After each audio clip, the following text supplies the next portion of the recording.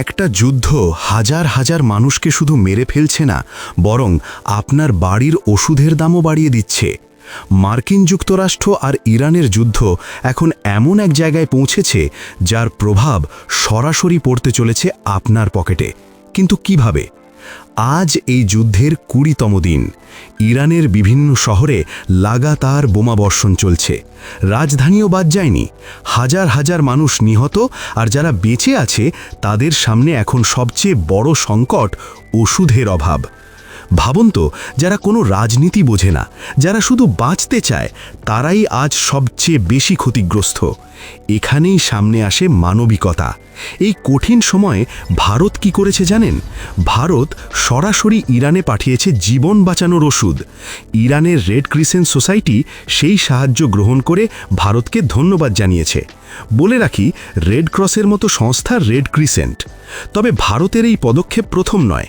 তুরস্কে ভূমিকম্প হলে ভারত সাহায্য করেছে, যদিও বা প্রতিদানে তুর্কি অপারেশন সিন্দুরের সময় ভারতের বিরোধিতা করেছে। পাকিস্তানে দুর্যোগের সময় ভারত সাহায্য করার অফার করেছে। এখন ইরানকে ভারত সাহায্য করছে, কারণ ভারতের নীতি খুব স্পষ্ট।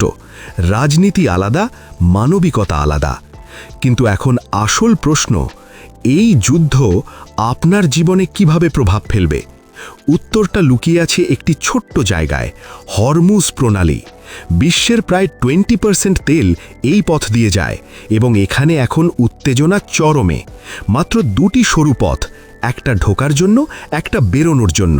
এখন ইরানের হামলার কারণে অনেক জাহাজ এই রুট ব্যবহার করতে ভয় পাচ্ছে। ফলাফল, তেলের দাম বেড়ে ইতিমধ্যেই $110। ইরান হুমকি দিয়েছে $200 পর্যন্ত নিয়ে যাবে। এখন আপনি ভাবছেন, তেলের দাম বাড়লে আমার ওষুধের সাথে কি সম্পর্ক? এখানেই আসল গেম। ওষুধ তৈরি হয় এপিআই থেকে। এপিআই মানে অ্যাক্টিভ ফার্মাসিউটিক্যাল ইনগ্রিডিয়েন্ট, এবং এই এপিআই তৈরি করতে লাগে এনার্জি, কেমিক্যাল প্রসেস, যার সাথে তেলের পরোক্ষ সম্পর্ক আছে। তেলের দাম বাড়লে এপিআই এর দাম বাড়ে, আর এপিআই এর দাম বাড়লে ওষুধের দাম বাড়ে।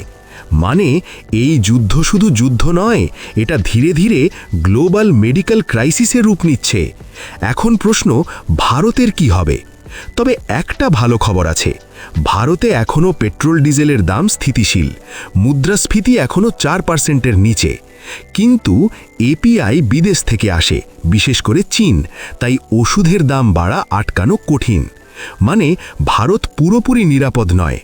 মার্কিন ফেড ইতিমধ্যেই সতর্ক করেছে, জ্বালানির দাম বাড়লে বিশ্বজুড়ে মুদ্রাস্ফীতি বাড়বে, খাদ্যের দাম বাড়বে, ওষুধের দাম বাড়বে, জীবনযাত্রা কঠিন হবে। এই যুদ্ধ যদি না থামে, তাহলে এর প্রভাব যাবে প্রতিটি দেশে, প্রতিটি ঘরে। এখন সবচেয়ে বড় প্রশ্ন, ভারত কি এই পরিস্থিতিতে মধ্যস্থতা করে যুদ্ধ থামাতে পারবে, নাকি এই যুদ্ধ পুরো বিশ্বের অর্থনীতিকে টেনে নিয়ে যাবে এক নতুন সংকটে? আপনার কি মনে হয়, ভারত কি এই যুদ্ধ থামাতে গুরুত্বপূর্ণ ভূমিকা নিতে পারবে? কমেন্টে অবশ্যই জানাবেন।